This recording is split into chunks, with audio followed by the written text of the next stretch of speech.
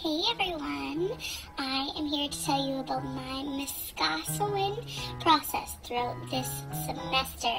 I've created my visual representation and I'm going to be talking about my Muscasowin process along with this booklet of cool poems that I've created.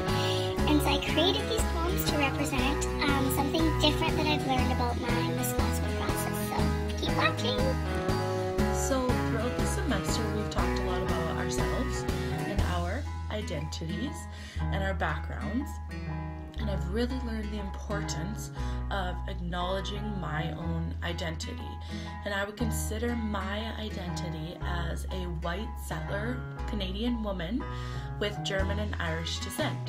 And so I wanted to put in my first poem also that whatever background or whatever identity you have, you're still you and you're still beautiful. So my second poem talks about my Muscasowin process, and I really feel that my Muscasowin process has helped me grow as an educator and as a teacher and as a role model for youth. I feel definitely more aware of the privileges that I have as a white settler Canadian woman, and then I can take more action towards reconciliation. And I also included in my poem about being the teacher that represents all students. I want to be that teacher that takes action for the equality of all students in my classroom. So my third poem up here talks about myself as an educator and how I've really taken my Muscasowin process and then transferred it to my teaching. So in the poem, it gives examples of being culturally appropriate and incorporating content into all areas of the curriculum, which I believe is incredibly important. And so that's why I put that into my poem, is because those are the aspects of teaching treaty education that I think are perfect. So my fourth poem actually talks about Canada more, just because that's definitely one aspect of this my Muscasowin journey that I feel like has improved a lot.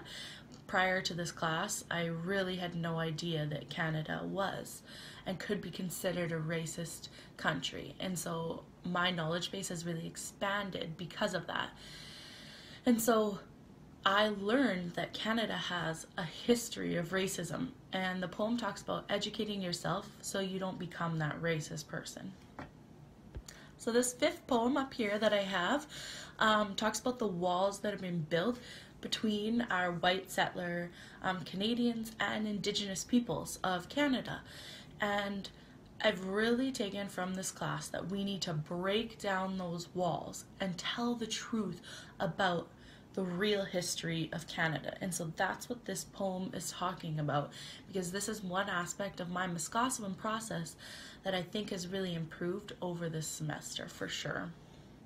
So the last poem here that I have, it talks about the missing and murdered Indigenous women of Canada. And so I felt that this was really important in my Muscasowin journey because I am also a woman.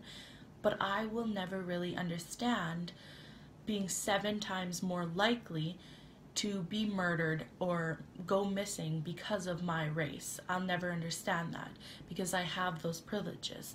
And so I'll never be able to have to worry about those things. And so I thought that was really important to understanding my Muscasowin journey.